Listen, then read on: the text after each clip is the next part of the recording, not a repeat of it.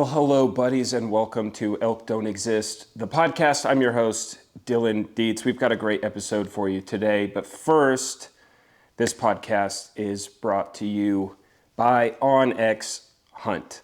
What more can you say about OnX? I have been using them for almost a decade, e-scouting, learning new areas, marking waypoints. If you are yet to use OnX Hunt for planning your hunts, don't hesitate anymore. Go and pick it up. It is a life changer. This episode is also brought to you by my good friends at Tricer. I've been with Tricer for a couple years now. They were the first company to ever pick me up as a sponsor. They believed in me before anyone else did, and I love them to death. I'm not known as the best hunter in the world. Kind of that's the whole brand. But like, for instance, last year I filled 5 big game tags. It was my best season ever. And I got so many DMs saying, "What happened, man? I thought you were supposed to be bad at this. And how did you get better?"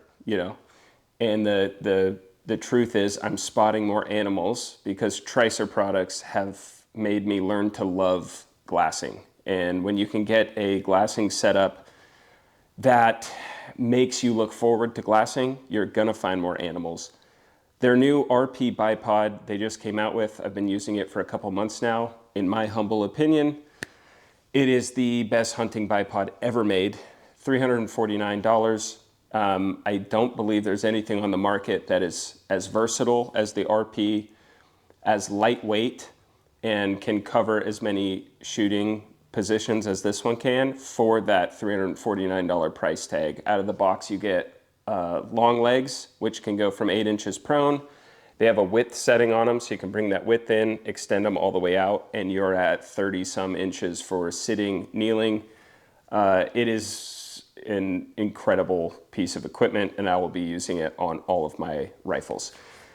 Tricer has been generous enough to give you guys a discount as well, you faithful podcast listeners. Tricer.com and use the code EDE10. That's EDE for Elk Don't Exist. EDE10 saves you 10%. We are also brought to you by Tuo.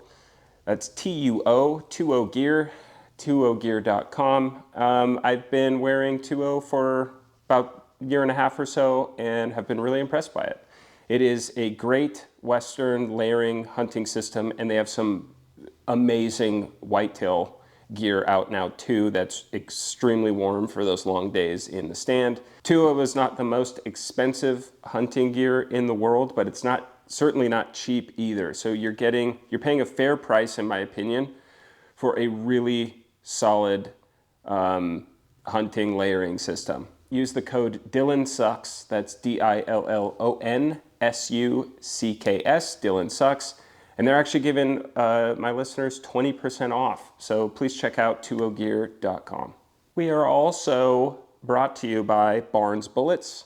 I started using Barnes Bullets a couple months ago and instantly saw the groups in my main hunting rifle tighten right up. I love what Barnes did. Barnes is known for copper hunting bullets, but sometimes you need something that's going to expand rapidly at closer ranges. And that is where the Harvest Collection comes into play. The best part is, you know the prices of ammunition these days. A box of the Harvest Collection is around $39 to $45, depending on your calibers. The results I'm seeing from accuracy are indicative of a bullet at a much higher price point. So check out Barnes. Definitely check out the Harvest Collection, especially for that price. They're awesome. Thank you, Barnes. A new sponsor for the podcast, and this is a dream come true really, is Seekins Precision. They're one of the few rifle companies you're never going to hear a bad word about them. For a sub $2,000 rifle, what you get is as close to a custom rifle as you can get without buying a custom rifle. The new PH3, I have one of those on the way. I am patiently awaiting the new features, the weight, the price point. Man, if you're in the market for a new rifle, I cannot recommend Seekins Precision enough. We are also brought to you by Lacrosse Footwear. Lacrosse is the real deal. You might know them for their mud boots and their alpha burleys, that kind of thing. But here recently they came out with more of a hiking, hunting boot. the ES, and I have worn that for the last 2 years. Put some sheep feet in there, and I have been loving them. The ES is really lightweight and very versatile, so I can wear it through all early season and even wore it all late season last year as well. So check that out, the Lacrosse, the ES hunting boot. Big shout out to Lacrosse, big fan. Thank you guys. Elk Don't Exist, the pod is also brought to you by Banish Suppressors. I got mine through Silencer Central. They made the entire process so easy. I've got extreme ADHD, and so doing paperwork confuses me. I hate it. My brain fights against me the whole time, and Silencer Central kind of holds your hand through the whole thing. They made it an absolute breeze, and I got my first suppressor in 3.5 weeks. The wait times are really short right now, and they're also doing a promotion when you use the code STAMP, S-T-A-M-P. They're covering the tax stamp for you for the next several months. So if you've been thinking about getting a suppressor, I can tell you it makes all the difference in the world. If you're like me and developed a flinch early on in your hunting journey and have spent your entire life trying to get rid of it, suppressor helps a ton. Recoil reduction and makes your rifle hearing safe. Your hunting buddies are gonna love it. You're gonna love it. Now is the time to get a Banish suppressor. And last but not least, we are brought to you by Maven Optics. I switched all my optics over to Maven from my binoculars. I'm running their B series glass, and my eyes can't tell the difference between high-end Japanese glass and high-end European glass. What you get for the price as a direct-to-consumer company, man, I have been nothing but impressed. They have an amazing warranty, unlimited, unconditional, and you're just saving a ton of money because you don't have to pay the retail markup fees because it's direct to consumer. So huge shout out to Maven. Guys, today's episode, we have the one and only Cody Rich. Cody has become a dear friend of mine over the years. He has helped me on the business side of what I'm doing. He's helped me get the podcast going, and he's just a good hang. We had a lot of fun talks and laughs and jokes. Cody's the man, elk hunting wizard. You're gonna love this episode. Thanks for tuning in. Without further ado, Elk Don't Exist, the pod with Cody Rich.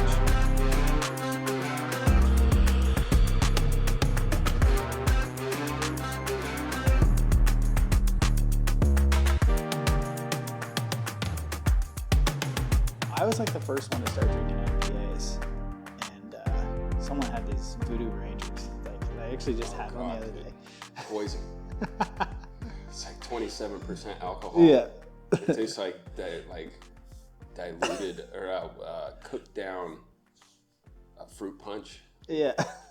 Dude, it's pure syrup. Anyways, guys, hey, welcome to Elk Don't Exist, the podcast.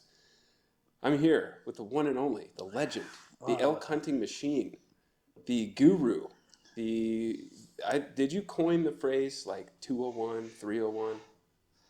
I don't know if I coined it. Jaden and I started using it. Well, I want to say, and I always feel bad because like Corey Jacobson coined 101. Right. And it was very different though, because we started using that term, and it was never like a play on Corey's 101. It was just like we started like how we described like levels of hunting. So you made the website Elk 101. Yeah, Corey Jacobson stole your idea. Yeah. No, I'm here with Cody Rich, the legend. I owe this man a lot. I always have said for years, I owe you many beers. I'm happy to give you a couple today. Heck yeah.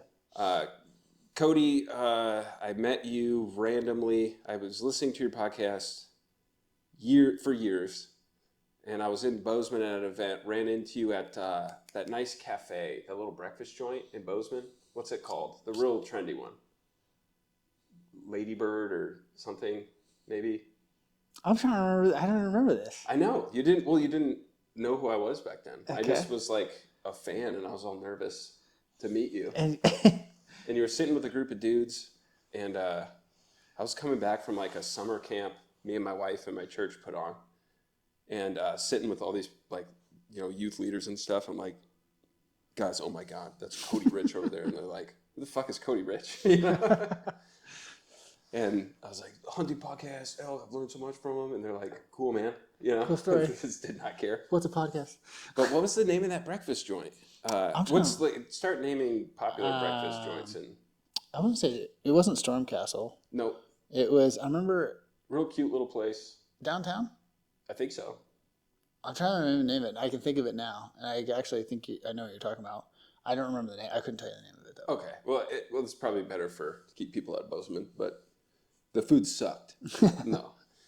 But I met you there. I was like, dude, Cody Rich, how cool. And then 5 years later, I start making humorous elk hunting videos, and then you invite me on your podcast. That was a really cool full circle moment. And from that, you've coached me a ton on how to monetize this. You were the first one to be like, hey, what are you doing, dumbass? You can make a living doing this. And then to be on the podcast, and then have you as kind of a business mentor of sorts, and give me hunting advice and send me videos every year of 340 bulls that you pass. I'll never forgive you for those. Do you feel like you graduated from 101 to 201? No, I killed 2 raghorns with a rifle. What are you talking about? I think I can consistently find elk. Just killing them, that's tough. And I don't ever see a day where I'm passing a legal bull at this point. Right. I'm sure you were there at one point. Yeah, I was maybe 6 or 7. Yeah, when I was a newborn baby with a mustache. You came out of the womb looking like a firefighter, huh? Yeah. No, I mean, it would be funny as if I shaved this. I thought about shaving it the other day. I don't think I would like that. Baby face. Yeah. My wife's like, your kids wouldn't recognize you. No, you gotta keep it. I always tell people that can actually grow facial hair. You owe it to people like me. You kind of have to. You're obligated. Yeah. But yeah, dude, it's an honor to have you on the podcast. Yeah, I've asked you so many dumb questions over the years. You've taught me a ton on the business side of stuff and the hunting side of stuff. And you told me years ago, dude, don't start a podcast. And you said, and I quote, it's a long, long road to pennies. So welcome to my podcast. It's funny because I've gone back and forth. There was a time where I told everyone to start a podcast, and then I was like, man, I saw so many people doing it. I was like, don't do it. But it's hard for me to say now because I think at one point James Nash gives me shit for saying not just. I was like, and at that time I was like, dude, it all depends on your what you're trying to do. But his podcast is very successful now. And it's awesome. Yeah. So we'll see how this one goes. Yeah. There's just a lot of boring hunting podcasts, Yeah. And I'm not going to name names. Do you still listen to a lot of hunting podcasts? Less and less. I listen to yours, and I just love Brian Barney. I listen to Brian's all the time. But I just want to be entertained, And there's just not very many really entertaining podcasts that have an emphasis on hunting. So that's kind of what I'm trying to do. So what do you think of when you think of entertaining? You think of stories? Or do you think of comedy? My favorite podcasts are 2 comedians just riffing for an hour. Making but it's impossible. The best hunters in the world, the best killers, are the personalities. You know what I'm saying? Yeah. Yeah. They're just on they're stone cold kill killers. mode. Yeah. And very few have a great sense of humor or can play off a bit or know what a bit is to riff with it. Right, and all they can think in is hunting tips. Yeah. No one's going to come to my podcast for hunting tips. We'll get into some with depending on who the guest is, but more just riff on funny stuff. Yeah, so many podcasts I would listen. Hey, we're breaking down unit 7A in Arizona and the drought conditions and antler growth is. How is this podcast so massive? Because everyone listens to it to go to sleep. It's they just put this they put it on. They're like, I just need his voice to go to sleep. Cold, but so yeah, this is a comedy podcast with an emphasis on hunting. But depending on who the guest is, there won't be many laughs. It'll just be me trying to get an inroad and make a joke, and people go, And just go right back to like, here's how, well, in this scenario with Bull's bugling from his bed, and like, dude, we've heard all the same stuff over and over and over again. So when are you gonna like start doing stand-up comedy? So I have a tight set, like 10 minutes. I'm terrified to do it. Why are you terrified to do it? Because I've bombed like preaching before, and dude, it sucks, you know. But I don't think I'm afraid of bombing. I think I'm afraid of, there's naturally funny, and then there's like comedy funny. And I don't think I'm like a good enough writer to like have tight jokes. To get good at that, you have to go and just bomb 1,000 times at open mics, and there's no like scene here. Funny enough, like in Coeur d'Alene, there's like a comedy open mic, and my friends over there are really trying to get me to go and do it. And I told dude, I feel like if you bomb in Coeur d'Alene, no one cares. Who gives a shit? Right. I'm funnier than most people in that room. You know, I don't care. And I'm not going to bomb. Like I'll get some laughs. But, and even if I don't, like I've experienced that before, like in a church setting with a bunch of like staunch people crossing their arms, like, what is this idiot talking about? Yeah. Like, the preaching thing's easy because you're not there to be funny. Like that's like a tool. Maybe you just like mixed up which set you were supposed to do. I've had nightmares about that. Yeah. My wife wakes up with nightmares going like, I had a horrible dream that you were preaching and you just kept saying, fuck, fuck, fuck. That's her recurring nightmare. She wakes up in sweats. I'm like, that would never, like, I'm kind of funny. I'm not retarded, you know?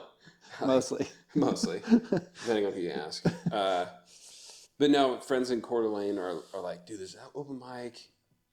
My buddy Jeff has a 5-minute set. It's like, come and do it. And I told my wife about it, and my wife goes, oh God, please no. I'm like, ouch, crushed me. She's like, I'm afraid you're gonna get up there and just talk about dicks the whole time. I'm like, well, that's like only 5 minutes of my set. Right. I actually toned that section down. Yeah. But so it's fine. I will do it eventually, but I don't know. To be like good and like have a career at it, you gotta like move to LA or New York, and that's not. I mean, like, is the goal to like just to work through that kink and like work through like, I mean, like my thing would be, if something you want to do, just fucking do it. Like everyone puts things on a pedestal, and like you're gonna go do it. It was gonna be not that bad. You're gonna do it 5 or 6 times, and you're like, God, I wish I would have done this like 10 years earlier, 5 years earlier. 100%. And whatever. I think I like the niche I'm in. Like I've carved out a nice little niche for myself.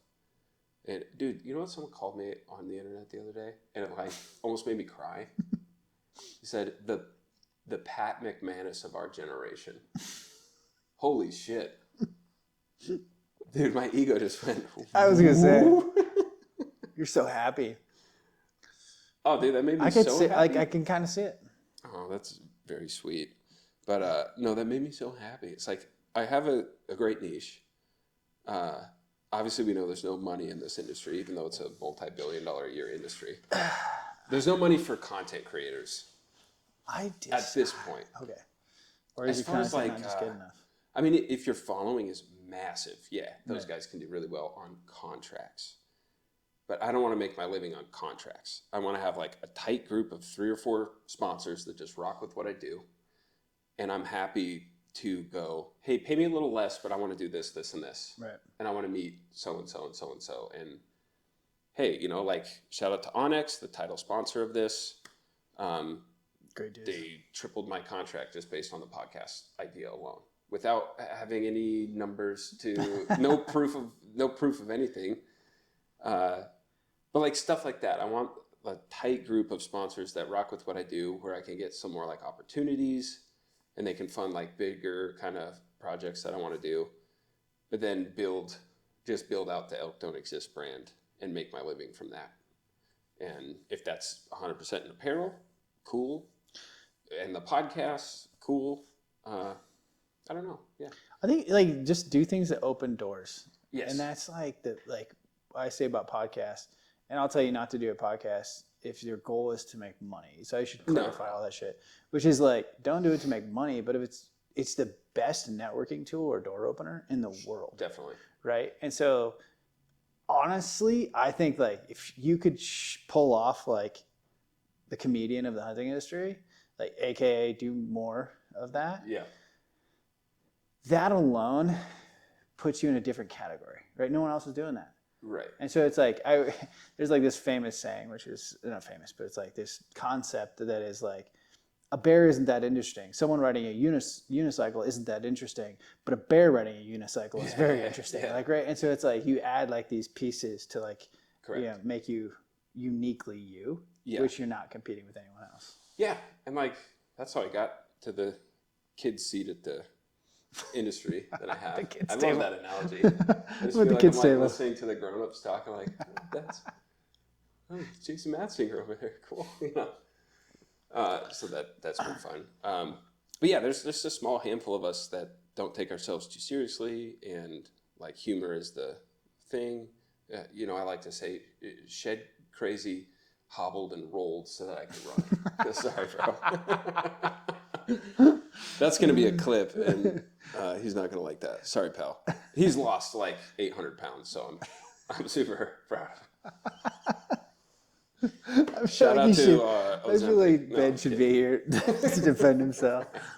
I'm laughing. I'm laughing with you, Ben, not at you. When me and Ben finally when he gets on this podcast in person, I'm trying to do as many in person as possible. It's very hard to do a Zoom. Mm-hmm. And like say a joke and have to wait to see if it landed for 3 seconds. That's a nightmare for me. When me and Ben get on, I think we're just gonna shit on each other for a full hour. You almost need a co-host. Mm. Like that's a super hard thing to do. But like if you had co-host plus guest, that's always like I love being able to the three dynamic. And it, like especially if you have someone who you have a really good relationship with, that funny dynamic. Yes. Like think about hunting trips, right? Like you go with somebody you don't know. Not as fun, not as cool. Not till like day 3 if you click. And then if you're like, if you don't click, you're like, get me out of here. But the dude that you've been hunting with for 10 years, it's just like you're effortless. Just ripping on each other the whole time. Yeah. I have a couple guys that would just be like perfect for it, and they don't hunt, and that makes it even better. I think. So yeah. None of them live here though. That's the problem. Maybe someday. I don't know. But like doing a solo podcast is hard. Yeah. Especially when you're trying to be funny and there's no one to like. Just monologuing. It's like, I got this joke, guys.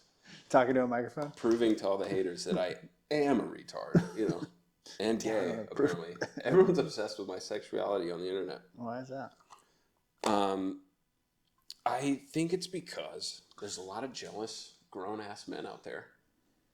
And they go, well, I have a sheep Grand Slam and all this. How's this kid getting an OnX sponsorship? And you know what I tell them? No fucking idea. I just still asked. No clue. Have you asked yet? Yeah. Because that's all I did. Do you have any kind of personality? Yeah. But no, it's always, you're gay. You're gay. That's very funny. Oh, you wounded a bear? Gay. Yeah. Did you get a lot of hate for wounding a bear? I don't care anymore. So far, no. If I made that a reel, 100%. Right. When I post that hunt to YouTube, yes. Probably. Yeah. I have a question for all those people, and this is like genuinely, like I don't want to make a sport of it, but like if you wounded a coyote, would it be different? They wouldn't care. Like, I don't know, would it be different? No, like. I think like you're not going to eat a coyote, and you're not going to hang a tag on a coyote. I think that I'm just trying to get into that. Yeah. Dude, it all changed for me, and I think we talked about this maybe. Have you read any of Teddy Roosevelt's books? Yes. When I say Teddy Roosevelt, grand statement over his life, what would you say? I just had one that I probably shouldn't say out loud, but... Are you not a big fan? Or I think I've read all of Teddy Roosevelt's Or how about this? The general opinion of Teddy Roosevelt from the hunting standpoint. I might know too much. Grandfather of conservation. Okay, there you go. Right? Yeah. That's what is... Okay, about. Yeah, it's like... Read 4 chapters of his hunt diaries. Yeah. And look at the unethical shit he did. The animals that he, antelope was on a dead run at 400 yards. I pulled up my open sight lever gun, blew its leg off. That's hunting. Yeah. Like, if Teddy Roosevelt, who all these guys that are, I'm a conservationist. Well, he did tee it up. So the thought that came to my head was like, spoiled rich kid was the first thing that actually came to my mind.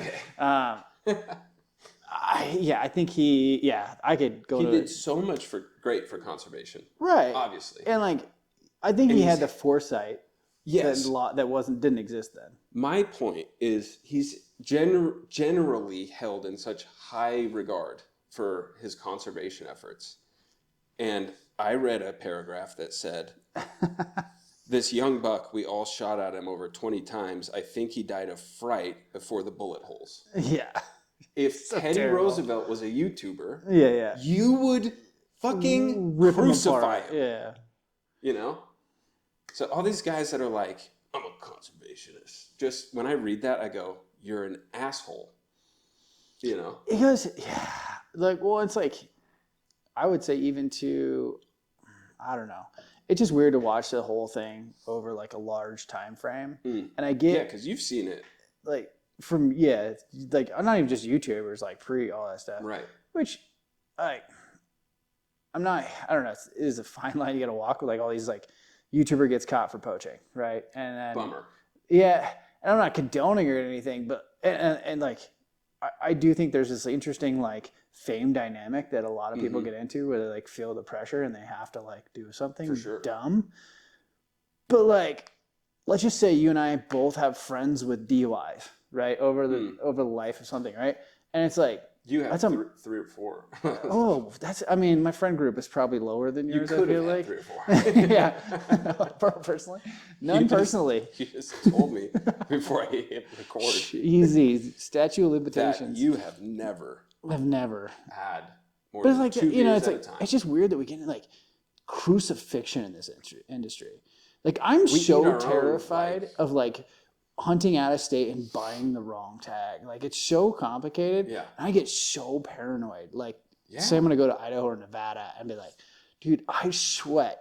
If I hunt out of state, maybe it's in state too. I'm so paranoid that I'm going to get busted for like, I didn't buy the secret stamp that you had to like, the secret stamp where you have to log in, use your passcode. And I'm like, I don't know. And then like the internet will ruin you. Like, it's like cancel culture if you didn't buy the secret stamp. And right. The secret stamp is so funny. Don't forget the secret stamp. No, I have that fear too. Like, I film this stuff and like my whole brand is like transparency and honesty. And I never want to, I don't even want to like post my hunts on YouTube, and I just kind of feel like I should, or like, certain sponsors like kind of want more of a presence on there. But like, dude, number one, cancel culture is very real in this industry. Oh yeah. Like, probably worse than most in or any other that I can think of. Dude, it's just sad. Like, everyone always is in my DMs saying, make a video about so-and-so. That'd be hilarious. I'm like, you are never going to see me shit on anyone but Shed Crazy. I saw it coming. But that's out of, like, love and affection. Yeah. Like, make a video about Bomar. And I'm like, I don't know him. Yeah. I don't know Josh Bomar. Yeah. Is he my favorite creator? Well, you see, like, a lot of these whatever. I'm not gonna attack people, because that's what so many other guys, like the Hunt Quietly movement, they say they're all about like conservation, and they just obsess over their screens and watch nonstop all the people they claim to hate and analyze. I saw Matt Ranella post a graph of, hey, I watched this channel, and this channel for 3 months, and here's how much they talked about conservation. I'm like, dude, is that not like so weirdly you're more obsessed with their numbers than they are? How do you stay out of the negativity though and be funny? There's a line to it, because you've seen like the really dumb ignorant comments. I like to like find a specific roast for that person where I'm not like being a... Do you feel like that encourages it though? But that's the point. It's the game. Because like if I can really get someone going, I know they're not going to be, their ego's too big to stop. Right. So and then all of a sudden I get 50,000 more views. And I'm like practicing roasting, and I'm not getting offended. The ones that like sting are other people that are in the industry or industry adjacent that are like those kind of hurt sometimes or get me like mad, but just like common people like, oh, this is so gay, why would you post like that stuff? You can fuel engagement from it, and it's like a strategy, but I'm toning that down less and less because it's, I don't know, there's times where it's just not worth it. Totally. I don't know. I think the negativity thing will just eat you up too. Like I'll say this. I used to have opinions on other people, and now I just don't care. Like, and a lot of it is like I don't know that person. Like you don't know. I don't know that person. Like, and half of those people you'd meet and probably get along great with them. Totally. Some of them are right scumbags. And even if I don't get along with them, they're probably like they just have their own thing. Yeah. Like, you know, like the whole Josh Bomar thing. Like, it's fascinating to look. That's a whole fascinating case study because he is like, whenever the Under Armour thing happened, I didn't even know who he was. I was like, oh, who is this? I haven't followed him really since. Yeah. But the other day, someone brought it up, and I was looking at his YouTube comments, and like, dude, for the record, I thought YouTube comments were like the bottom of the tar pits, but like apparently, like it's all positive, and you're like, whatever. Like, it's interesting that like he's affected enough people in a positive way. Yeah, dude. Like, and like, so like, who am I to judge? Yeah, there's the poaching allegations with him and some stuff. That's where I like, I don't know. But I always come back to like, I don't know that person. Right. I've never met them, never have a conversation. I'm sure if I did, he's lovely. You know? Like, why do people feel the need to like comment on your stuff? Like, I don't know. Like I'm not good at this. It's not like you're claiming to be. It's just a weird thing to me. I'm like openly admitting like I'm ass. Here's video proof. Over and over again. Yeah. It's like you making fun of yourself, and then someone's like, this guy sucks. Like that was dude, I said that. It was an education. It was an educational video in way worse ways. You know? So that I don't know. I think what I have found, it's mostly a weird jealousy thing. Because I'll like post some of those comments, you know, the really bad ones, the kill yourself ones. Yeah. Where I'm like, oh dude, I'm gonna get you. You have a fucking ponytail. Like, what are you thinking coming after me? I'm too good at this shit. You know? I'm going to flambe you over the coals. Like, you wish death upon my kids, I'm going to make fun of your bald spot. Dude, if you come at me, that seems like you better not fucking be divorced. All your family members better be alive, and you better not be bald or fat, because you're getting destroyed. Roasted. Yeah. So that it's fun for me, but like I'll post some of those, and what's amazing, and I've been asked by these, like the biggest hunters, everyone knows them by the first name, will DM me. This has happened so many times I can't even tell you. Will DM me and say, his DMs with me were a little different. And it was, hey dude, I'm sorry to bug you. I'm starting my own channel. Like, let's link up, let's connect. I'm like, oh, you tried, you gave up, and now you're mad at me because I suck and I'm still winning. That's the vast majority of it. Interesting. Is a ton of jealousy of guys that the really vocal ones, almost all of them, are now in the Hunt Quietly movement. And again, fuck you. Fuck those guys. That's the only people like I'm against. Like, you are driving division and you're spending all your time. You don't realize you're worshiping the creators you want to see fail. You're obsessed with them. Get a life. Fuck you. I'll probably edit a lot of that out, but that's how I feel about them. Movement, you fucking morons. There's politicians trying to sell off public land, and Go Hunt's not responsible for that. Go fuck yourself, right? We'll edit some of this out. Some of it. The funny thing, it's all those guys that give me the most hate. I'm like, dude, my whole thing is like showing that anyone can pick up a rifle and go learn how to deer hunt. Like anybody. I'm trying to get new people into the sport. That's more tags. That's more money for conservation. The way the political landscape is going is if money is not being spent on hunting, we will lose it. So this whole gatekeeping thing is horseshit to me. I'm making so much work for myself in post on this one. Why? Because I'm going really hard in the paint. I'm not quietly, guys. Can I say one more thing about on my own podcast? I think you're entitled to that. A lot of the guys in the Hunt Quietly movement, I've seen your videos. A lot of you are very intelligent. You are great in front of a camera. You're great speakers. I really have nothing against you. This is a comedy podcast. When I say double finger fuck you, I'm trying to get Cody to laugh, and it's working. So I'm going to probably keep doing it.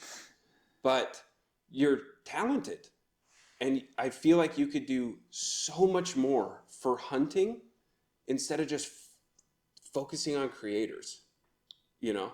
And some of them maybe deserve it. Some others don't, whatever. It's not the point. Like, there's politicians trying to sell off public land, and you're focused on guys that are making a living, having freedom to hunt and all this stuff. I get some of your points too, like let's be reasonable here, but I feel like you could be doing so much more benefit than just tearing people down that you don't know. Clip it. So one of the things I'll say, and I've had to like think a lot about this. A friend of mine and I were chatting about influencer thing. And I don't love the term influencer. I hate it. I don't think it's really applicable in a lot of ways. So, like, if you think about like influencer, what do you want to call it? Content. People lump content creators and influencers the same. And I'll use Dan Staten as a great example. Like, a lot of people hate on Dan, and Dan's freaking great.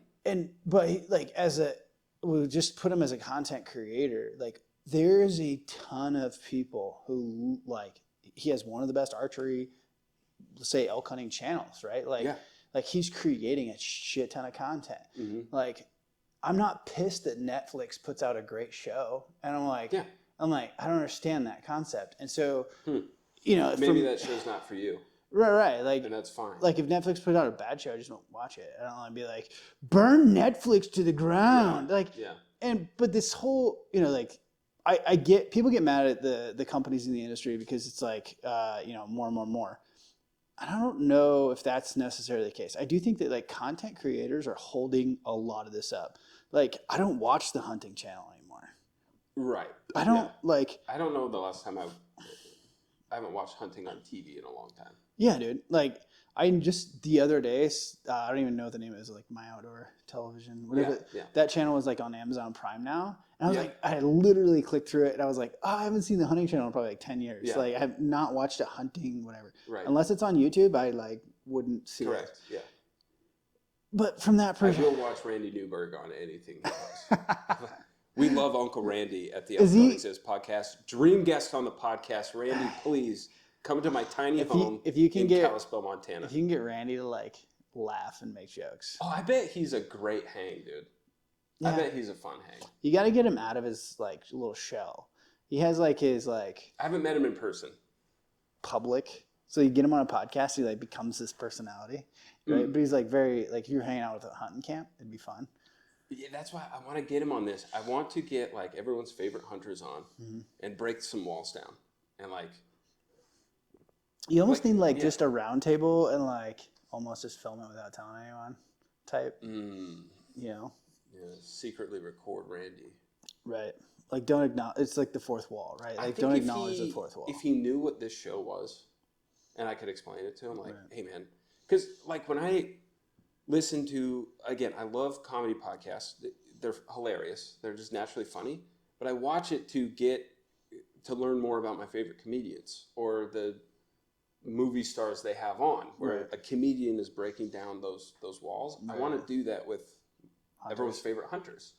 Like, let's pump the brakes on the hunting tips. Who are you? You know, like, what do you laugh at? What do you do outside of all this? Like, that's what I want to do. Right. I think Randy, again, come on my podcast. I have 0 viewers. I haven't even launched it yet. But I believe dream guest, Randy. It's number 1. He's up there. Guest list. Yeah. Cody Rich was number 69. I feel like you should. I feel like you should set your bar a little higher. I mean, he's one of them. Joe Rogan. Yeah, right. You never know. I'll tell you a funny story about Joe Rogan. Have you met him? Oh yeah. You have? Yeah. How did you meet Joe Rogan? I'll get to that in a second. Why didn't you lead with that? The fuck?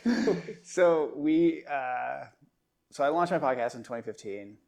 Gosh, I don't remember what year this was. It must have been like 6 months after, maybe a year after. It wasn't long after. Definitely still in Oregon. We were at a bachelor party for one of my good friends, and we were golfing. And do you play golf? Dude, I've played it for a long time. Dude, I can get you. Yeah. I can make you good. My mom is like really good. Really? Yeah. Oh, so I used to just sick. play with my mom on Mother's Day. She crushes me.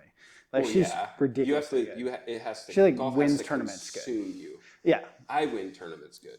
Right. Or tie for first, lose playoff hole. It's a story for another podcast. So we're golfing, a couple beers, and I get a DM from Joe Rogan. No way. Yeah, and he's like, "Hey, just want to tell you, like, really love your podcast. It's good, blah blah blah." And I was like, of course, you're like surrounded by your friends, and you're like, "I am the greatest. You all suck." I may be losing a golf, but Joe Rogan just texted This was before it. like prime Joe Rogan. Yeah. Well, he was. I mean, he was still pretty still prime. Joe Rogan. Yeah, he was Joe Rogan. That's crazy. I never knew that. Yeah, so he texted me. They like, that's hey, why you still have a podcast. You right. can't quit. Right. He actually, there's been a couple times people have sent me like he mentioned. You didn't want me to start a podcast because you don't want me to get DM'd from Joe. That's right. You're gatekeeping. Gatekeeping my friend Joe. Future lovers embrace with Joe Rogan. Yeah. It's fucked up, Cody. Then like that was like became like the tagline of the whole bachelor party was like, because someone would say something like, "Yeah, well, Joe Rogan texted me today." Yeah. And then someone roast your backswing. I'm like, you know who didn't roast my fucking backswing? Yeah, Joe Rogan. Did Joe Rogan text you today? Yeah. He's got a bigger fucking reach than CNN. You just start going full blown. Yeah. So one of my buddies, I was like, I don't know. That is incredible. A wedding or something. He made shirts that is like Joe Rogan texted me today. This is 6 months into your podcast? It was super early. I don't remember the exact Joe Rogan, if you're listening, dream guest. Sorry, Randy. You just got like backseated, but yeah, Joe Rogan. Randy number 2. You got bumped to number 2. I hope you understand. Yeah. And then, okay, so the funny story, I'm at SHOT Show, I believe. This is still in that like time frame? It was like, yeah, like it was, I don't know. Well, that was summer, so next year, whatever. Maybe, whatever it was, 6 months later. And like, so I see Joe. It's like Joe, Cam, and Remy. The Mount Rushmore. Yeah. And so like, I like walk up and Joe's talking to someone, but his back's turned, right? And like, I had tried to get a hold of Cam. I mean, I tried to get a hold of Cam for years. Like that was, you know. You ended up getting a hold of him. I would probably message him 5 or 6, like I would super nice, super reply, and like it would just get left unread. Yeah. And then like 6 months later, I'd be like, hey, and like I was pretty early in podcast. Trying to get him on a guest. Trying to get him on a guest. Yeah. That was it. Remy was actually guest number 4. This is I'll get into. No kidding. So I'll get into Remy, dream guest. So I'll get into the funny story about Remy's first podcast. But so I'm standing there and like Remy, like you know, we're talking, and like Cam won't even look at me. Like he is like, really? Yeah, he will not look at me. It's just like getting awkward. He's just like looking straight ahead. It's like Remy and I are talking, and we're just like whatever. Like Cam doesn't like me, whatever. And Joe turns around. He's like, "Dude, what's up?" And like gives me this big hug. That's so sick. And I was like, he was just like, "What's up, man?" Like it was so nice, nicest dude in the world. And I was just like. Then it felt Cam be like, really hey, good. What's up, It felt really good. They're like, yeah, you got hugged by Rogan's big ass muscles. Like that's so sick. Also, he's like this big. All 4 of them. Yeah. Sorry, Joe. Again, dream guest on my pod. Yeah. So back to the funny story about Rain. So I started this podcast, and actually, this came up like Facebook, whatever. First week or whatever, so I like started reaching out, and I actually reached out to Remy.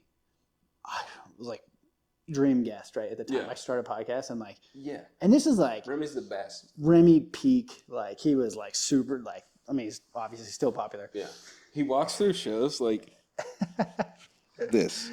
Did for good reason. I don't blame him.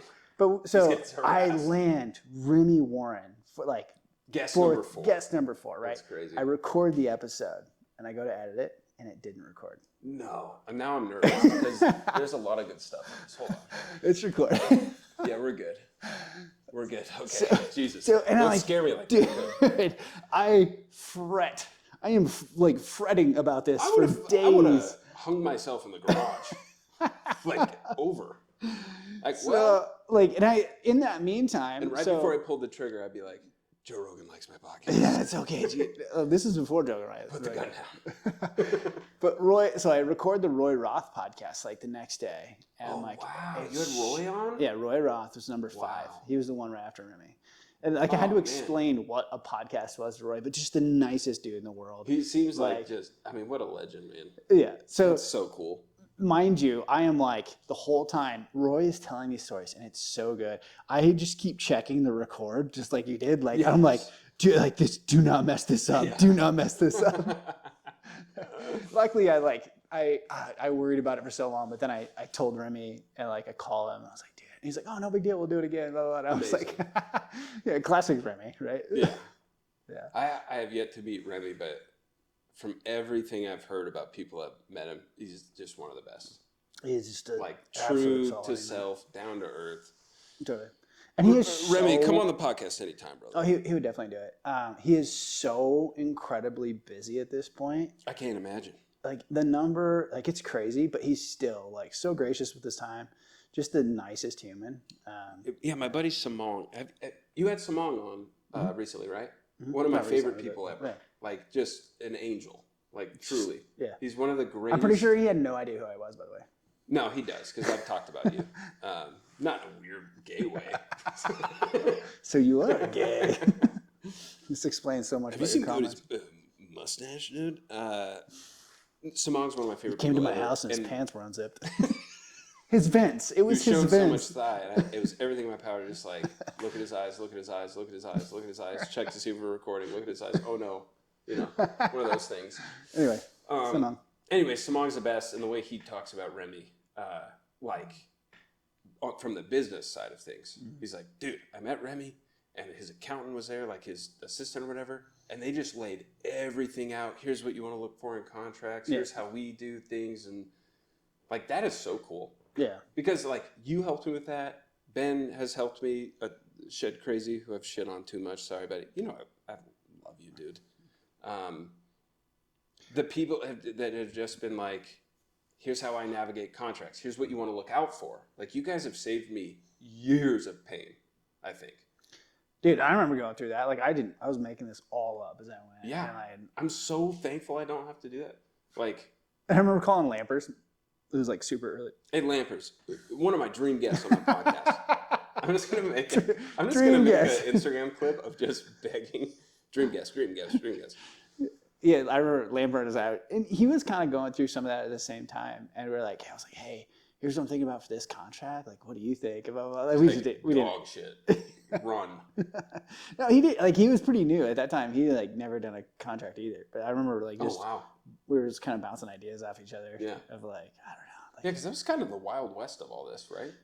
I feel like yes. I mean, there was a lot of contracts before that. It was like we got to get on TV. Yeah, for sure. And that's where the money was, right? And the guys. I don't think there was that much money though. I think they did big numbers. But like I mean, you look at like what it cost to be on TV. That was really big numbers too.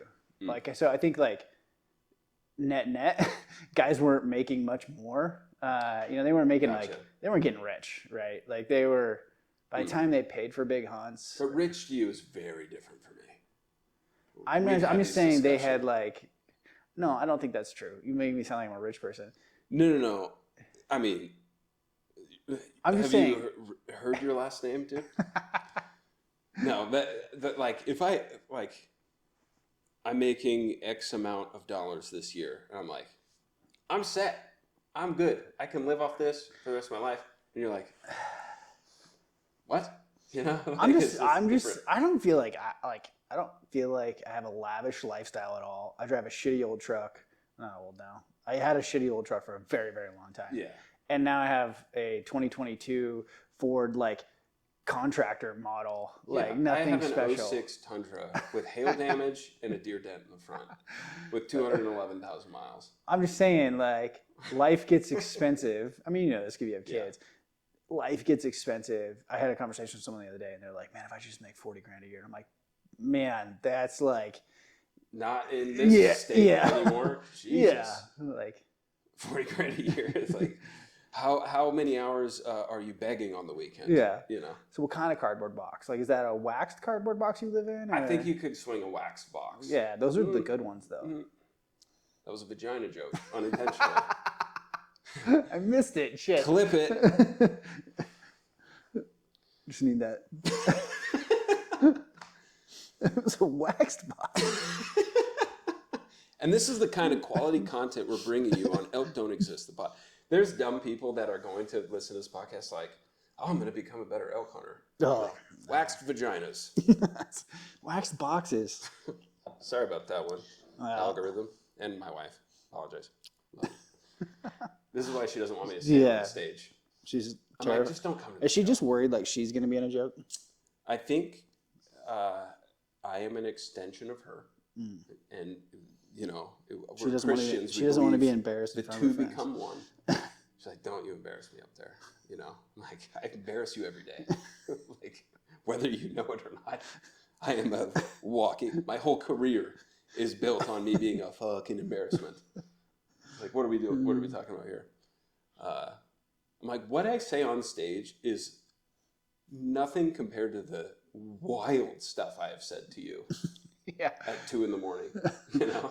Like, you get all the jokes, and then there's like a filter of like inside thoughts should be not outside thoughts. Well, yeah, I like work through jokes with her. Right. And she's just not the person to do that with, you know? But like I live, the most I can get out of my wife is like, I'll say something that any other room, everyone's on the floor, like dying, you know? And I say it to her and she goes, I get that. That's like, you know it. Which, yeah. But like then, dude, just randomly, I'll throw out some off the wall, out of pocket something, and she will just have tears streaming down her eyes laughing. And that's happened like 5 times in our 11-year marriage. And I live for those moments where I can get her. That's the happiest. Are you like a dad jokes guy though? I don't feel like you're a dad jokes guy. Unintentionally. Like I'm not a joke teller. Like I'm a storyteller. And like I can't resist a good dad joke, and my wife hates it. And right. I think I'll do it with the kids some, but I don't have like a canned list of dad jokes. Yeah, but like you hear it like throughout the day, the kids will say something, and they're Yeah, with the kids, dude, like too easy. Way too easy. All you have to do is like, you know, just call your balls something weird. Like, son threw a ball, hit me, folded me. And he's like crying because he's like, oh, I killed my dad, you know? And you just say something like, oh, right in my bits. Floors them laughing, like too easy, you know? That's all you got to do with. All you got to do with children is talk about your balls. Hey, Remy, come on my podcast. It's a real family show. Yeah, it's a family show. I'm trying to keep. I walk a fine line as a Christian man. I feel like all of comedy is figuring out where the line is and learning how many steps you can go across it with whoever you're talking to. Some people right away, you're like, I can't even sniff the line. Right. Some people, it's like, I can get a toe over. Yeah. And you're like, oh, I got you. You're not as pious as I thought you were. You know? So it's always that. And then... What's that video? I thought they did such a good job. I sent it to you. It was like Matt Damon and what's that comedian's name? Schultz? Yeah. Yeah, his promo for his Netflix? Yeah. Amazing. That was so good. And it was like super, fairly clean. Yes. Yeah, like I was like, man, that was so good. Oh, that was amazing. Yeah, that was like one of the best like comedy special promos I've ever seen. What makes it so good? Do you think it's because Matt Damon's in it and that's very unexpected? It's Matt Damon being a dick to like a world-class comedian. Right. It's like, you know what would be hilarious? If like, hey, if I did a video with Randy Newberg and we just wrote him a bunch of jokes and he just shits on me the whole time. Like makes himself appear as not sweet Uncle Randy, but as like a complete asshole. That juxtaposition is what's funny. Right. Like, Randy, banger idea for an Instagram reel. course, then he's like it gets cut up and then like he's just whispering in my ear like really hateful shit. It'd be so funny. Like if I like meet him this is how my brain works. Like in my mind, this is the video. He's at a expo, right? Western Hunt, shaking everyone's hands is so nice, like literally kissing babies. Go to him like, oh, Randy, like I love you're amazing. He's like, yeah, I've seen your stuff before. Okay, and he pulls me in close, and just says like, you're gay, you know, like something like that. That's amazing. Or just says something horrifically out of pocket that you could make it as an L cutter, you jackass. Yeah. Yeah. As one comment got, a sponsor of mine posted a video of me like reviewing a rain jacket, and someone on there commented, "Hey, just a genuine question. Why is Dillon sponsored? Like, why did you pick Dillon up?" And they just went off a laundry list of how little I've accomplished. They're like, blah blah blah. He's not funny. He has only killed 2 little tiny raghorns because he got in with the influencer crowd and they held his hand. I saw that one, yeah. And dude, I was pissing myself laughing at that. I'm like, you're so mad at me, but you have followed everything I've done the last few years. You've kept close tabs on me. And now you're like very engaged in this brand. Yeah. And I just responded, hey, 2-0, this guy has a point. Hilarious. But yeah, I don't know how we got to that, but what time is it? No, my ADHD meds are still on till about 4:15. So who else is who's dream comedy guest? Dream comedy guest? Like who do you look up to as a comedian? Oh, so many. I really love Joe List. I've never heard that person. Joe Coy, like Joe List is unbelievably funny. You got to look up Joe List. He's like one of my favorites right now. Joe Coy, I've seen him live in person twice. And like his specials are funny, but never like one of my favorites. And then I saw him live with my wife and some of our best friends. And to see my wife doubled over, like gripping her stomach, can't breathe. And if you guys have never been to a live comedy show with like a true killer, it's the best date night ever. Like take a first date to a comedy show, because you'll learn their personality real quick if they're a fun hang or not.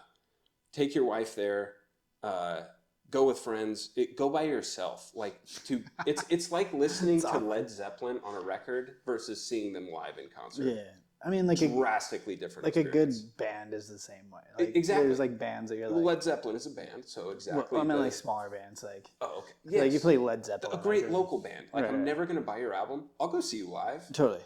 And like, damn, they were amazing. That was a good night. Yeah. But seeing Joe Coy live was like, I've seen him twice now, and he's one of, like, dude, 5,000 people in a room, all of them dying, like can't breathe. Is he a local guy? Joe Coy is world famous. Okay. But he's just never been like one of my top favorites that I'm gonna watch on Netflix or whatever. Is he at Netflix? Top, is he Netflix special like high? Yeah, he's got like 3 specials on there. Oh, okay. I do recommend his specials, but any special, it's just not the same as being there live because you're with people. Laughter's infectious. Right, that is true. Do you feel like, and this is like, I get this from the bands thing, a band gets to a certain size, it's just not worth it. Like, it's not as good anymore. Like, do you think that like comedians get to a certain size and like, it's just not the same? Like when you're in a freaking like stadium, I just like, it's hard to get the vibe. Maybe. I think it's just different. Like it's a different experience, right? Like AC/DC made songs for arenas. Not a lot of ghost notes on the drums, big heavy anthem sounds. That plays well in an arena where all the other intricate details kind of get lost. There is something very special about being in like a 500 person theater and watching someone you've never heard before just level everybody. But yeah, I've seen comedy shows with like 10,000 people, and it's not about the massive crowd. It's about who are the 4 people on your right and the 4 on your left, and who's in front of you. Because you build it's the craziest thing. Like you have this for one night. You become best friends with people you don't even know their name. and all you do is make eye contact and are like laughing, being murdered. Like there's something very special about that. So I don't know. I haven't seen, it's all an experience thing, right? Like, you know, a band becomes like an arena band. That's just a different experience. Like I would love to go see. Like Taylor Swift. Yeah. I hate Taylor Swift so much. Hate her. I don't like her music. I think it's dog shit. I don't like her personality. I respect her so much as an artist. And I would 1000%. She's like a performer. Yeah, but I would go see that show. I've heard it's really good. My wife went in Vancouver and dressed up for it. Embarrassed me.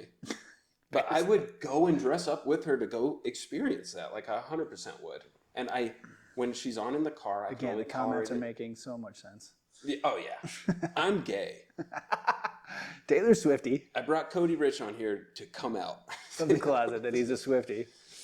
And plays dress up. No, it's like that with like, there's, I don't know. I was a big Lucero fan for like a very, very long time. I don't know who that is. It's a small band. Sing Most it. people do. Texas and Tennessee is like a pretty popular song. Okay. But they would be, I would go to different venues, and it was crazy how, you know, you go to Austin and see them, and they're like, it's very different than you saw them in Portland, Oregon versus Bozeman. And it was just like, it was a different show. Yeah. White Buffalo, great example of like, I like White Buffalo, like on the Spotify or whatever, but you go to the show and that dude amazing. Commands the, you know. 1000%. Right. Yeah. And it's like, I don't want to go to it at a festival. I actually am not very into like festival music. Total different vibe. Just, I don't 34. Really like. Well, even the when sun I was is hot. Dude, 100%. Crowds give me anxiety. All this music, like we're gonna just listen for 12 hours in the sun. Yeah, and pay $8 for a water bottle. That's extreme. It sounds terrible to me. But no, I think on the comedy side, it's such a pure art form, right? Because you're like you're walking the line between truth, storytelling, and just like well-written jokes. When a comedian gets huge, then they have a massive podcast, which is probably bringing them more money than their touring schedule. Then they have movies, and they just have. I think just some, you know, a lot of people like Tom Segura is one of my favorite comedians of all time, and people will say like he fell off, like his comedy's not good anymore. I'm like, kind of disagree, but also it just changed. When you are just fighting for your life to make $20 at an open mic, and like the only option is to be funny, and then you get massive, and now you're a millionaire and you have all these projects going on. Are you dedicating as much time to the pure art form of comedy? I don't know. Are you as relatable because your life is drastically different now? Right. Maybe that has something to do with it. I don't know. How many comedians like enter comedy late in their life? Like, a lot of them. I was gonna say, like, it feels like there's like a bunch of new ones that are like midlife. I don't know if it's a midlife crisis or what it is. Like, I think if you're doing comedy as a midlife crisis, that's like a surefire way to or is it like suicide. the rock star analogy or the concept where it's like, you know, if you wanted to be a rock star, you had to live rock star lifestyle. Like you didn't really have much as whatever to talk about. Yeah, it's like 18-year-old country musicians. It's like, what do you know about like life and heartbreak? Yeah, you're like you're 14. Come on. But at the same time, like, you know, to be a good comedian, you have to have some life experience. Like you have to be kicked in the nuts for a while. Definitely. Like I've seen some kid comedians on like America's Got Talent, and it's the most unfunny shit I've ever seen in my life. You know, I don't know. But I don't know if a lot of people like are scared to try, or their friends tell them it's different. Like all my friends have told me for years, like, dude, you're the funniest person I know. You're hilarious. Well, like being funnier to your friends does not mean you can have a tight 10 minutes of stand up. What would you be like? Okay, let's just brainstorm here for a second. Okay. Rocking chair test. I don't know what that is. You have all these entrepreneur terms that I've been learning. That's not. What's the other one you say? Like the kissing guys test. You've made me do that a couple of times. I still don't. It hasn't made me any money. I still don't like it. So the rocking chair test is you got to kiss an old guy. But oh, okay. No, the rocking chair test. So it's like you're. I feel like 70 is not quite rocking chair. You're 80 years old. Okay. You're in your rocking chair. What are you more proud of? That you made money hunting or that you became a comedian? Like you did a show. I don't know what the equivalent is. It's both for me. Like, I want to make hunters laugh. You know, I want to make people laugh. Hunters are a hard laugh. I'll tell you that. Yeah, maybe like product market fit here. That's an entrepreneur term. Like, okay, so what are you more proud of? Like, you're like, oh, I did the show with 10,000 people, or like I made $100,000 a year. Yeah, the money. It's not the money thing, but I don't know if I want to be a stand-up comedian and like be known for that. I think. What do you want to be known for? You're 80 years old. You're in your wheelchair. It's escalated quickly. What I want to be known for. Your rocking chair. I want to be known for raising great children. I hate to like be gay about it, but that's number one. I want to be known for getting lots of adult onset hunters into hunting. Like if I could boil it down into everything, I want to make it more. The amount of DMs I've gotten of grown ass men being like, I've wanted to hunt for like 5 years, don't know where to start. There's so much hate online that I'm afraid of making a mistake. Like that is devastating to me. Like that sucks. So if I can like make this less intimidating for people to start hunting, like the joy that hunting has brought me, the solitude, the peace, like my wife says, like I let you go hunting all the time. Not that she has to let me, okay, relax. She's cool as shit. I like have an easy time letting you go hunting all the time because I love who you are when you get home. Like if I can give people that joy through like jokes, hell yeah, dude. I don't know. Maybe I do like, you know, get a couple. Maybe I get on Kill Tony someday. You know, but that's scary. Those are like real killers. It's like me. Why is that? Yeah, but my thing is like I feel like you can do both. Sure. Oh, I might. You know, I don't know. I just also like.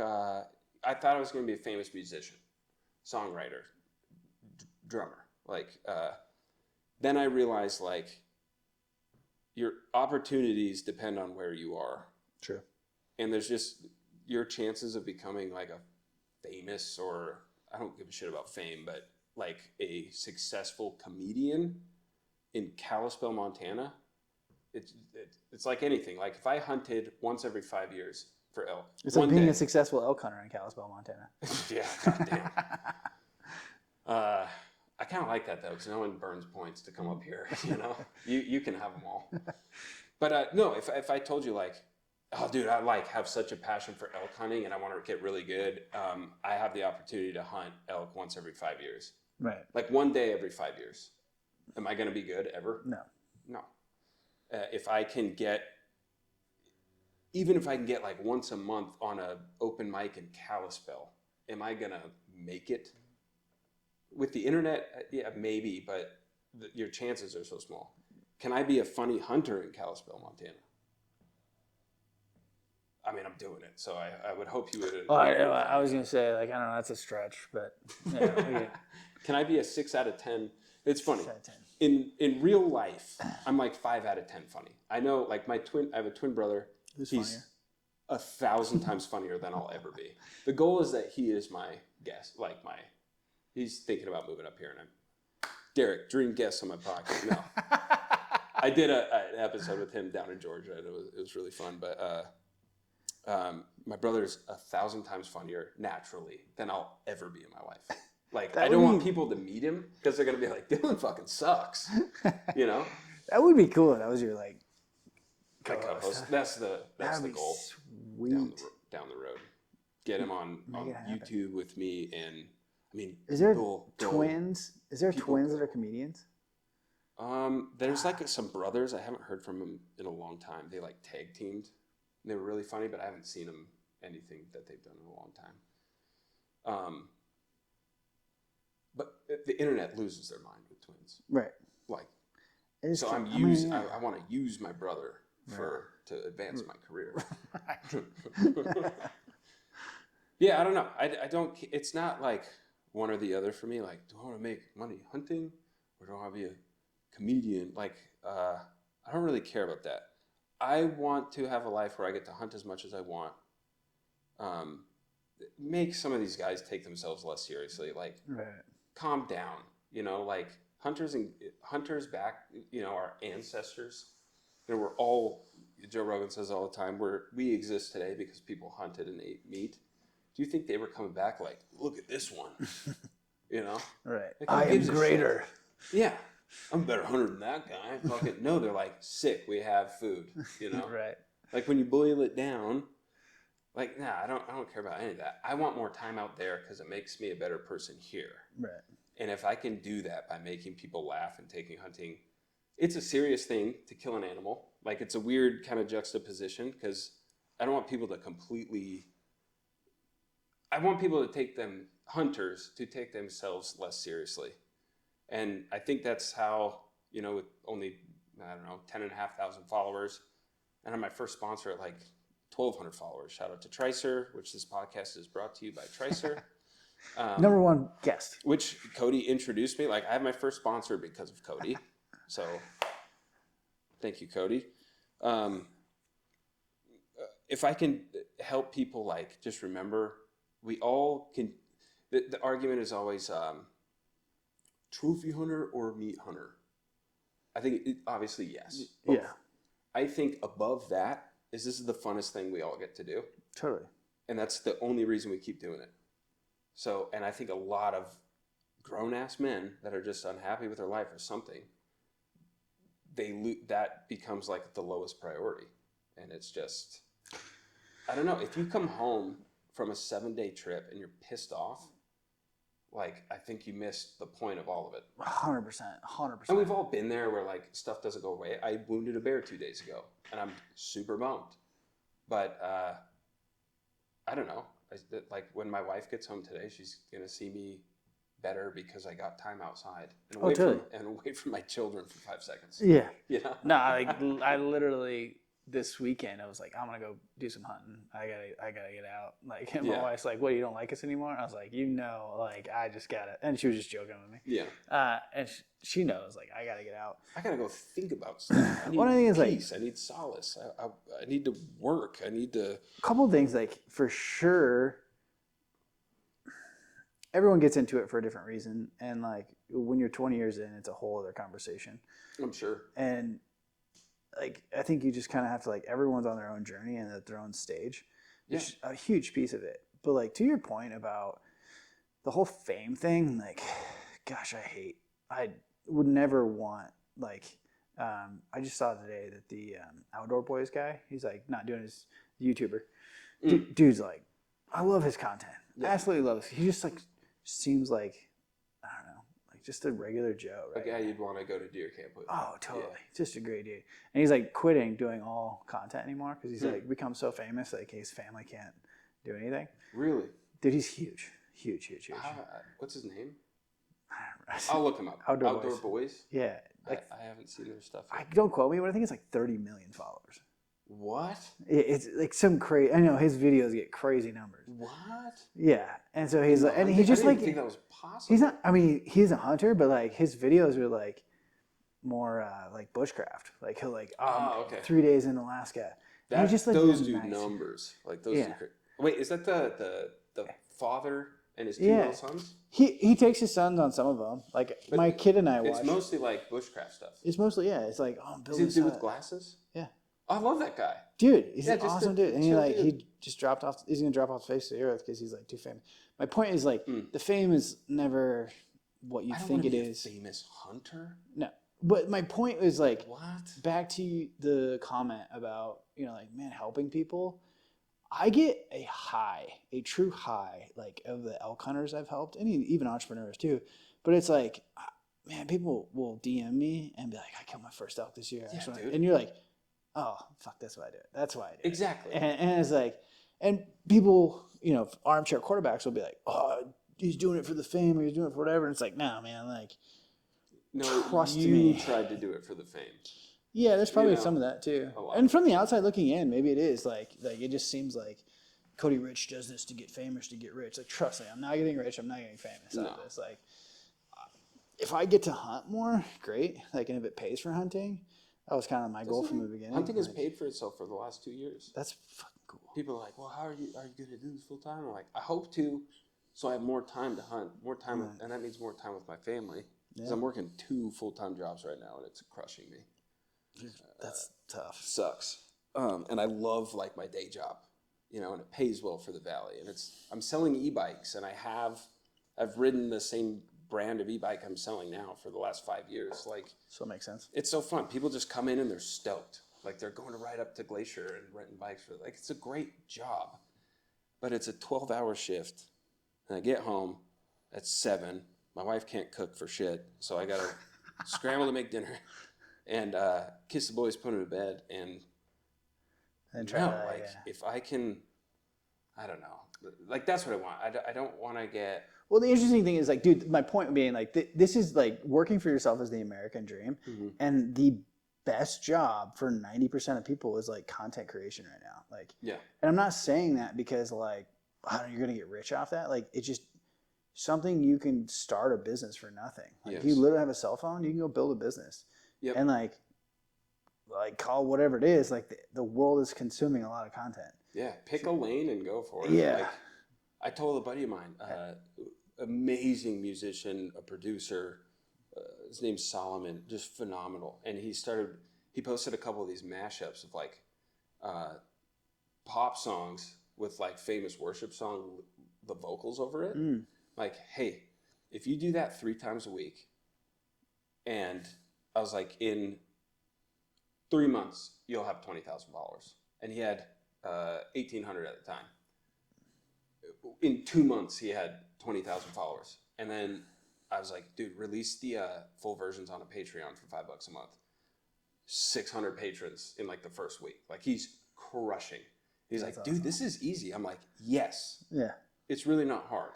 Like, if you have a thing, and I tell people this all the time too, I don't believe in the introvert extrovert thing. I think you have a preferred way to energize yourself. Like, no one would know this.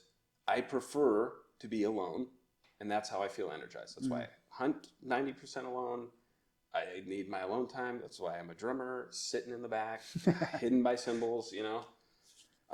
But I've learned over time to like flip on the extrovert switch, to do stuff like this, to talk to people. You can learn to talk in front of a camera. I think introverts make the best extroverts. I'm very much an introvert, and I can turn the extrovert on if I need to. If you can learn how to do that, you're unstoppable.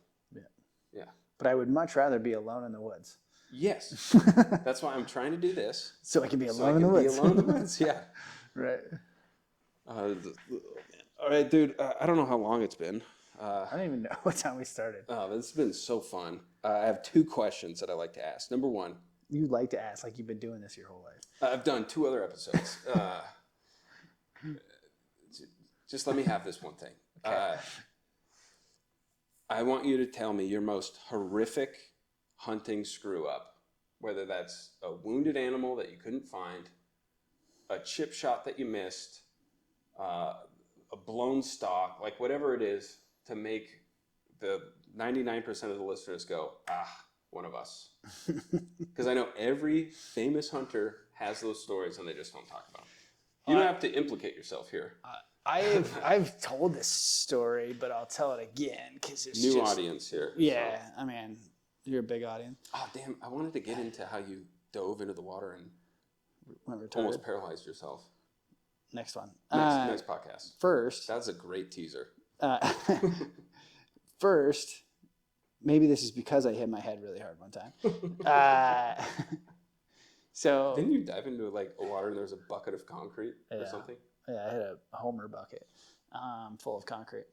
That is crazy. But tune in next time for the show on part 2. Why you shouldn't dive into water you don't know. Okay, so for whatever reason, what's the one that like to this day keeps you up at night? Oh, this one. Okay. So sick. There's a couple. Can I tell 2? Yeah. There's one that keeps. I used to like lay awake and just think about all the missed opportunities I have. And so this was, circa 2006, probably 5 or 6. And like, we're chasing this big herd bull, like just whatever. He kind of turns and goes. We're like bugling, following him, whatever. And we bump these elk and we like take off. We're going to like catch back up with them. And for whatever reason, like we had ran away from them and then we're going to like hit the road and run down this road. It's like, trying to like cut them off. Yeah. And it's like kind of up like around here where it's a lot of logging roads and whatever. This is a paved single lane road. Paved road. So it's like, I mean, like a mountain road, right? And so like, it goes up. And anyway, like we run down and like I hear the elk coming. And like right as we hit the pavement, like here comes these elk. I don't know how they spooked and came back to us. And like all of a sudden cows start dumping out at like 12 yards. And we're like, I'm getting ready. I like haven't drawn yet, but it's just cow after cow after cow. It was like 30 whatever cows. So like 30 cows at 12 yards. And here comes this bull, dude. Just like all you see is antlers. This was my first ranch bull. How old were you at this time? In my teens. Oh, wow. 16 or 17. And anyway, this bull comes down. I see him coming. I draw back. And like, just right there. And he's like running across this pavement. And I'm like, just tracking, probably shaking like a leaf. Yeah. And I'm cow calling, like, yeah. Like he's going to stop on a paved road, like, right? And like, I'm like, he's not going to stop. And I shoot right as he like drops off the road. So I'm like tracking. At 12 yards? At 12 yards too. Like, I mean, I probably could have just screwed this up even if he wasn't. But like, he just like runs. And like, as he drops off the edge of the road, it's just my arrow goes out into the abyss. And I was like, I just missed a jump. And like that one kept me up for a long time, which in retrospect, I had a lot of those. I know, right? Well, just smoked him. Like, you know, classic, like, shot, adrenaline. 12 yards. There's an inner debate going on, like, can I pull this off? Probably. Right. Oh, yeah. I mean, now I would have sailed it over his back. Now I would have, like, as soon as he turned broadside, I would have smoked him. Yeah. Like, I don't care if he's running. Yeah. Me too. Yeah, that's what I would have done. No, but the one that really, like, the one that chaps my ass a lot because it was, I mean, this was 2020. So I started hunting elk. I called in my first elk in 2002 or 3. So this is, 18 years into it. Right. So when I was 20, whatever it was, I set this goal that I wanted to kill 350. Like, I actually set the goal that I was going to kill 10 350 bulls. I talked to this old timer. I don't know if I've ever publicly said that, but like, I talked to this old timer, and he had this goal of like killing 10 300-inch bulls.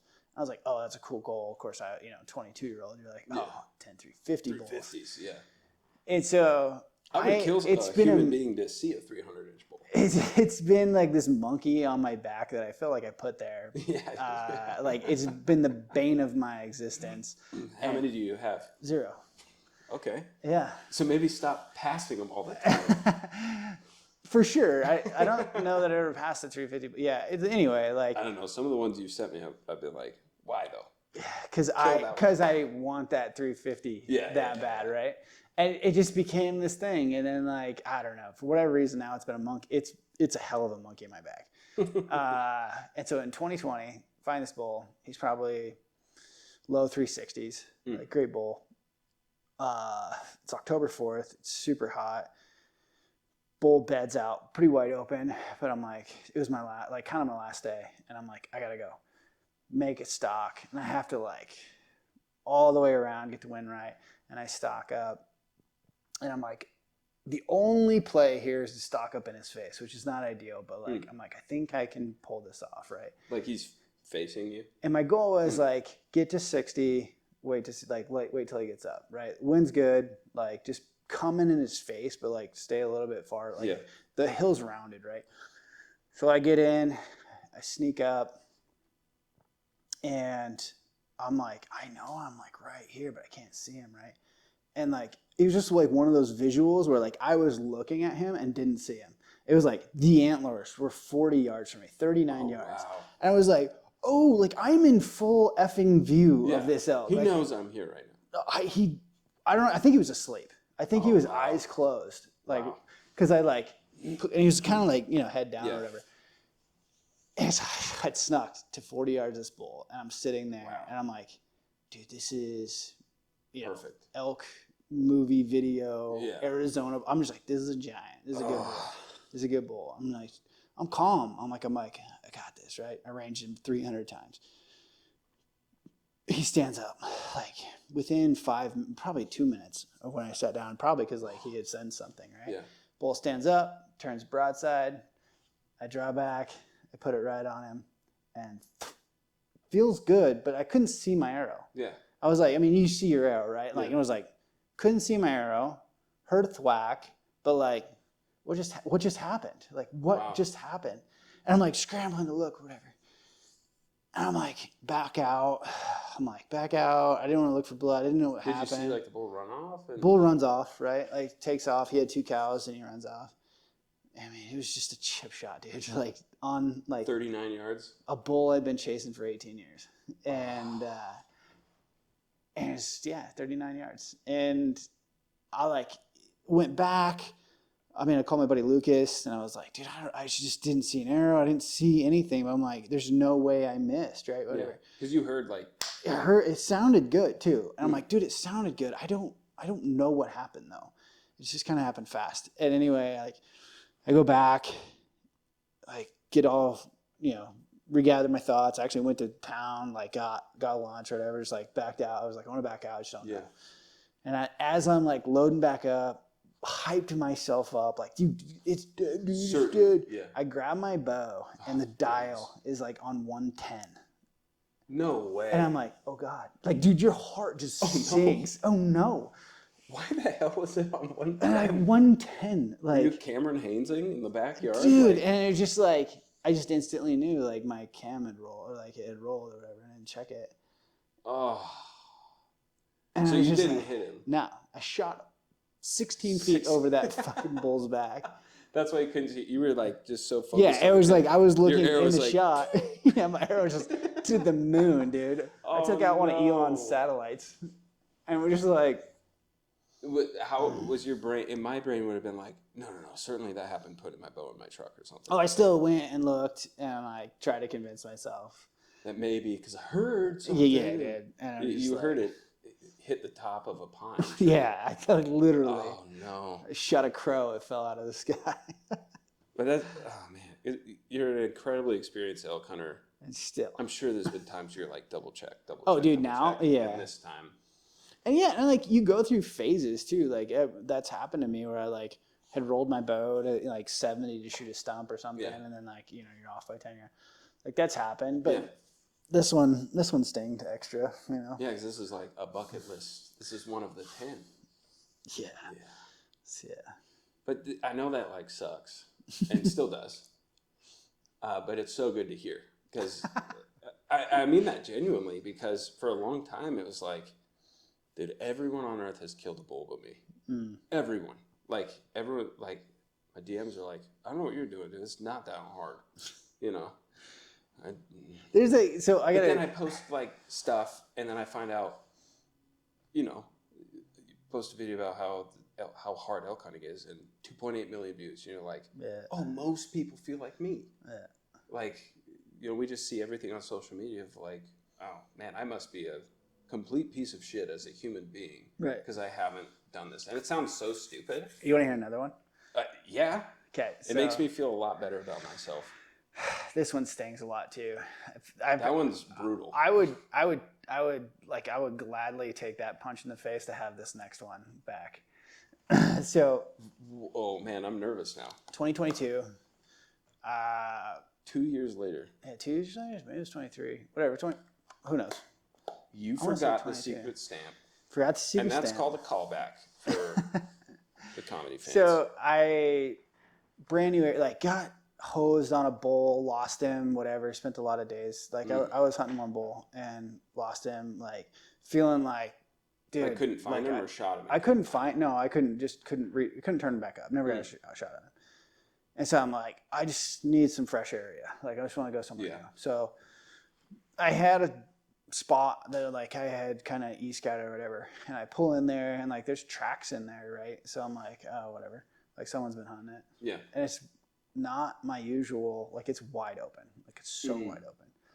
I slip out, on an evening hunt, and was this first night? So first night I found that bull. So I was on this bull for 21 more days. But anyway, long story short, I just like class up this bull, and I'm like, what the F is that? That is an absolute giant. Like we're talking, let's just say Did you somewhere send me a between. video of this one? I don't think so. I haven't sent many people this video. Okay. Because you sent me that one from maybe 2 years ago. Maybe. He was well over 400. One? Yeah, let's just call him 390. I don't like using the forward. But I'll post the GPS coordinates in the description. So it gets worse. So I see this let's just call him a 390 bull. Who knows? Plus or minus 10 inches. See a 390 bull, and I'm like, dude, let's just get kind of close, right?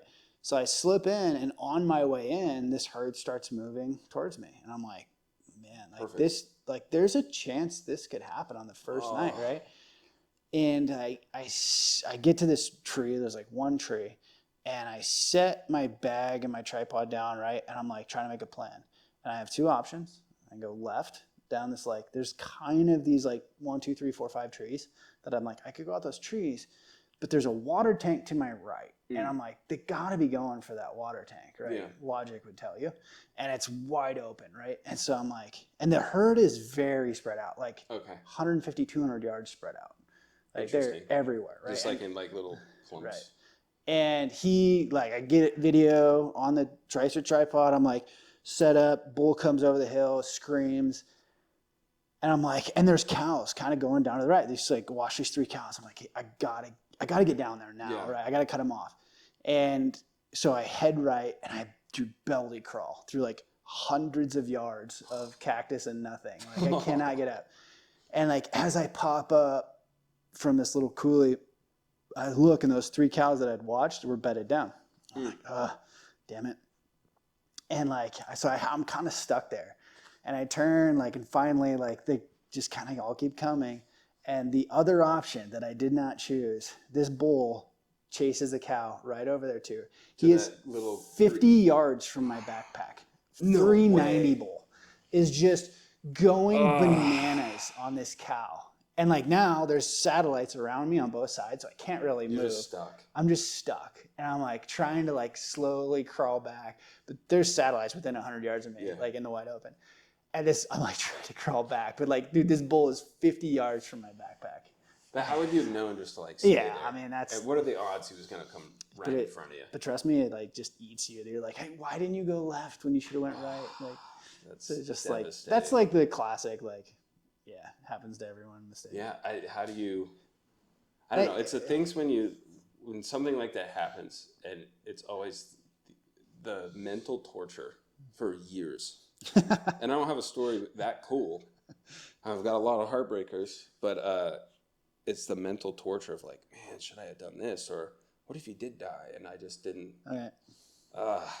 What if it didn't, Sure. So I don't know who that is. We're just going to let them go away? Or? Yeah, no one ever rings the doorbell here. So it's probably Someone call me. So this guy DMs me. He's here's the 2 opportunities I had last year. What would you have done differently? And I can't say I would have done anything. It's really tough because I'm dude, I probably would have played that the same. He sent me his clip and it was this is Raghorn comes in and busts. Man, honestly, I would have thought Raghorn give me a second chance. I wouldn't have played it any different. I'll call, and even if he's downwind, he'd be well, just in case. Yeah. So it's I don't know that I don't screw things up as much as anyone. It's just well, when you spend 30 days a year in the field, that covers a lot of issues. And then you get you get more at bats, that covers a few more issues. But it's I just assume I'm going to screw it up just as much as you. I'm just going to get 10 times the at bats. Yeah. And then it's my percentage isn't all that higher. That's a good point, man. Because I feel the arrows I have got off on bulls, whenever I'm left with a this or that situation, most times it doesn't work out. It's the instinctual of you're not really thinking, you're just doing it. Mm-hmm. Those are the times where it happens. I don't have time to really process.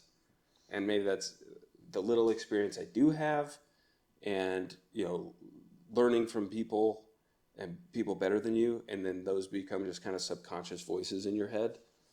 But the times where I'm not thinking about it as much, I feel those are the opportunity, the shot opportunities I do get. And even up here where there's not that many elk and they're very quiet, it's very thick, it's very tough. especially solo calling. For like the last 6 years in a row, last year was the first year I didn't actually draw my bow back on a bull, at least once for the season. But then called in a 340 bull with one eye missing and just an absolute freak for a friend of mine. And then the next morning called in another one, the 5-point he was hanging out with for my other buddy. So like I can call elk, like I've proven it time and time again. I can find elk, just getting one on the ground is really tough for me. It's not an equipment thing. I just lose my mind. I don't know if it's an archery thing. It could be a rifle thing too. Oh, it's definitely that too.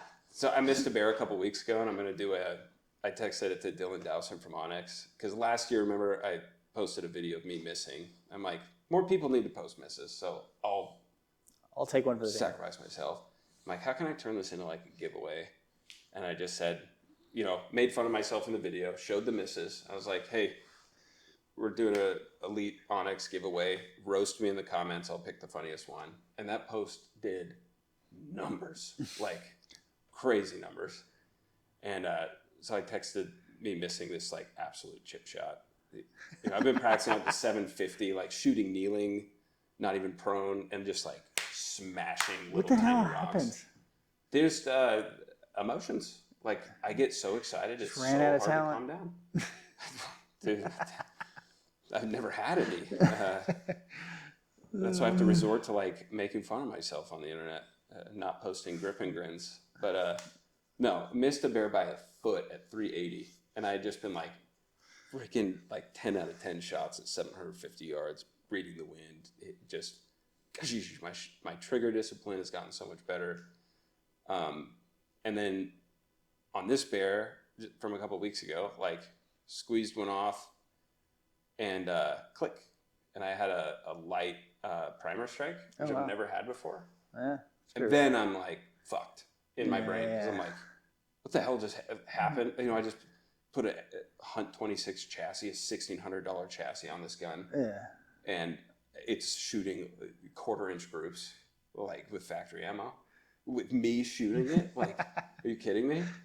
I'm like, what the hell just happened? And he takes another step, and he's about to go out and rack another one. And then I'm just expecting the gun to go off. Because I'm like, is it going to go off this time? Is it? Boom. And I was like, well, surely I killed that bear. Like, that's easy shot. Right. If I didn't dial, I would have hit that bear. Rewatched the footage, and it just, like, he's broadside and his head's right here. And I missed, just plink. And then I watched the footage back, because I have the camera over me, and then I'm filming him through the binos. And even on that light primer strike, the way I curb stomped that trigger, I flinched like an abuse victim. Like, I don't know if I can post that as a clip, but that is a great joke. Just fuck, just click. I'm like, I've worked so hard. Did you say I'm sorry as you fucking pulled the trigger? Yeah. Why did you make me do this? Sorry about that one, guys. Jesus Christ. And then, so yeah, by the time, like, if I flinched that bad on the light primer strike, like, it looks like I went, yeah, on the trigger, like I whipped it, Like, it's impressive. Yeah, like, and funny. I'm like, dude, when it's time to go, like, I have such a hard time calming down. Maybe you should pass more animals. I think that's a good plan. Like, I can't kill them, so might as well same shoot at them. Like, for me with elk, I passed so many elk, and I don't know who gave me the audacity to start passing elk. I was 19, and I've heard that a lot of, like, so many elk, just for the discipline and to, like, calm. Yeah, because now I can put myself even on like that 390 bull. I actually ended up getting close to that 390 bull, and I was just like, I always in my head will tell myself like, you're not going to shoot this one, and like I just don't. Wow. And like, because with the second I decide to shoot something, like I'll start to like, so. But I've been around so many elk that I wasn't going to shoot, like, and I just don't get excited at all. So I'm like, if I see a 300-inch 6-point, I'm not going to shoot it. Yeah. I'll be able to sneak up on that elk, like, and whip it with a stick, right? Like, I just don't care. And so like that's tough up here when you might get one chance this season. Totally. And I know that's why you're always telling me, like, get east, or go somewhere new or whatever. But it's different hunting. So it's a whole nother learning curve I got to learn. Right, but you also you just got to convince yourself. And you won't take me for some reason. Actually, it's probably for the best. Like, I'm going to rub some bad luck on you. I got enough bad luck. But no, it's the same with bears. Like, you just don't know when you're going to get another chance. Yeah, but you see a little bear, like, do you get that excited? No. You're like, you've seen enough. I've killed some pretty small bears, though, I'll be honest with you. I've killed some little ones. Like, I just, like, to bears, like, I really don't get excited anymore. Dude, bear hunting is, like, one of my favorite things on the planet. I love it. I just don't get that excited. Yeah, no, I feel that. I think it's just, and I could be shooting a ground squirrel, and I'm just so happy to be there. Like, I'm like a golden retriever. Like, isn't this amazing? You know, and you can see your heart beating in the scope, and like, I've pulled off some great shots, like this bear from the other night, dude, 686 yards, and I was perfectly calm, made sure I had a rest, talked to myself, like, down from, like, okay, it's got to happen now. No, let's chill, let's wait for the perfect thing. Just squeezed off a perfect shot from a crazy angle. I had that new Tricer bipod, fully extended, you know, canted this way. I'm sitting on a hill this steep, shooting straight uphill at a farthest shot I've ever taken on an animal. And I'm like, I'm not going to shoot unless I feel really good and I'm rock steady. And it was just, everything was perfect. Squeeze it off. And of course, the way the angle was and zero recoil control, my gun just jumps this way. And then watching the footage back, I'm like, I freaking nailed him. I did it. I pulled it off. I just sprinted 1.5 miles to get over here, did it in 18 minutes, climbed 500 feet of elevation to make this shot before dark, took the time to calm down, executed a great shot. It looked just perfect, and the bear just quartered away too hard during my trigger sequence, and I hit him too far forward. Yeah. So like, I know I'm capable of it. Maybe you just need to give yourself like a 300-yard limit. I mean, I'm within 400 already. 500 to elk. I killed my bull at 460 yards. I put 2 through his heart. Like, I could do it.